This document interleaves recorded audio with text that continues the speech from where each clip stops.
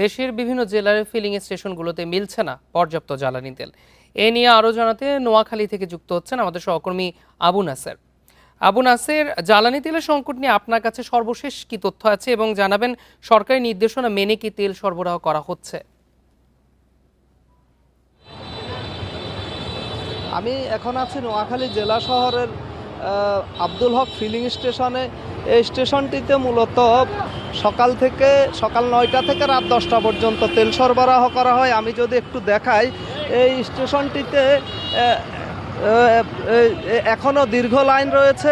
একদিকে মোটরসাইকেলের লাইন, একদিকে মোটরসাইকেলের লাইন, অন্যদিকে এই যে বড় ভারী যানবাহনের দীর্ঘ সারি রয়েছে। তো এই যে দীর্ঘ সারি, এই সারিতে দাঁড়িয়ে সকাল থেকে কেউ বিকেল অবধি অপেক্ষা করে মোটরসাইকেলগুলো সর্বোচ্চ 200 টাকার জ্বালানি পাচ্ছেন এবং বড় গাড়ি প্রাইভেট যেগুলো রয়েছে, অর্থাৎ ব্যক্তিগত প্রাইভেট কার এবং মাইক্রোবাস, সেগুলোতে সর্বোচ্চ 1000 টাকার জ্বালানি দেওয়া হচ্ছে। এবং এই অন্যান্য যেই বড় গাড়িগুলো রয়েছে, বিশেষ করে ডিজেল চালিত, সেগুলোতে চাহিদা অনুযায়ী জ্বালানি দেওয়া হচ্ছে বলে ফিলিং স্টেশনের কর্তৃপক্ষ আমাদেরকে জানিয়েছেন। তবে ইতোমধ্যে বেশ কয়েকজনকে দেখা যাচ্ছে এখানে ড্রাম নিয়ে তেল নিতে এসছেন। তারা বলছেন যে যেহেতু বিদ্যুৎ সংকট রয়েছে, এই কারণে তাদেরকে জেনারেটর চালানোর জন্য, বিশেষ করে হোটেল সহ বিভিন্ন জরুরি পরিষেবা প্রতিষ্ঠানে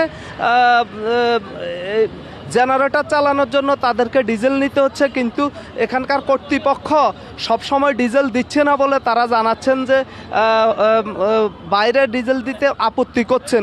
অন্যদিকে মোটরসাইকেল চালক যারা রয়েছেন, তারা তাদের পক্ষ থেকে জানাচ্ছেন যে তারা সারাদিন অপেক্ষা করে সর্বোচ্চ 200 টাকার জ্বালানি পাচ্ছেন। এই জ্বালানিতে তাদের কিছুই হচ্ছে না বলে তারা জানাচ্ছেন। কিন্তু পেট্রোল পাম্প কর্তৃপক্ষ জানাচ্ছেন যে তারা যেহেতু তাদের চাহিদা অনুযায়ী তাদেরকে এটা সরবরাহ করা হচ্ছে। অন্যদের মধ্যে গ্রাহকদের চাহিদা বেশি হলেও 200 টাকার বেশি তারা দিতে পারছেন না। বিশেষ করে এখানে যারা দীর্ঘক্ষণ থেকে, সেই ভোর থেকে রাত অবধি অপেক্ষমান, তারা বলছেন যে তাদেরকে যদি ভোর 6টা থেকে জ্বালানি দেওয়া হয় তাহলে তাদের জন্য ভালো হয়। কিন্তু তারা বলছেন যে দেরিতে দেওয়ার কারণে তাদের শ্রমঘণ্টা, অর্থাৎ কর্মঘণ্টা, দিনের একটা বড় সময় পেট্রোল পাম্পেই চলে যাচ্ছে। এতে করে তারা তাদের স্বাভাবিক কাজকর্ম করতে পারছেন না এবং তারা তাদের যে চাকরি, অনেকের চাকরি সংকটের মধ্যে পড়ে যাচ্ছে বলে তারা জানিয়েছেন। এবং এই পরিস্থিতিতে বিশেষ করে ব্যবসায়ী থেকে, ক্ষুদ্র ব্যবসায়ী থেকে শুরু করে বিভিন্ন ওষুধ কোম্পানির বিক্রয় প্রতিনিধি যারা রয়েছেন, তারা বড় সংকটে পড়েছেন বলে জানিয়েছেন।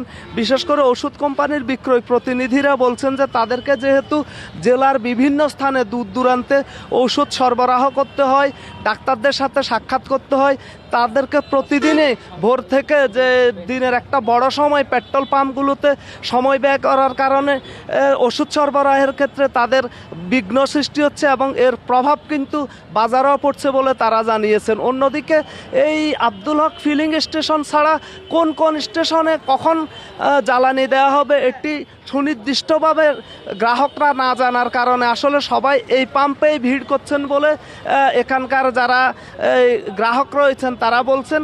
এই ক্ষেত্রে তাদের প্রস্তাব হচ্ছে যে নোয়াখালীর কোথায় কোথায় জ্বালানি দেওয়া হবে, কখন দেওয়া হবে, এই শিডিউলটি সরকারিভাবে জেলা প্রশাসনের পক্ষ থেকে যদি জানিয়ে দেওয়া হয় এবং জেলা প্রশাসনের নিজস্ব ওয়েবসাইট এবং ফেসবুক পেজে জানিয়ে দেওয়া হয়, ঘোষণা দেওয়া হয়, তাহলে মানুষ শুধু এখানে ভিড় না করে যেখানে যেখানে জ্বালানি দেওয়া হবে সেখানে নির্দিষ্ট সময়ে তারা যেতে পারবেন এবং এতে করে ভিড় কমবে এবং মানুষের বিড়ম্বনা কমবে বলে গ্রাহকরা জানিয়েছেন। এ হচ্ছে আমার কাছে এখানকার সর্বশেষ। নোয়াখালী থেকে জানাচ্ছিলেন আমাদের সহকর্মী।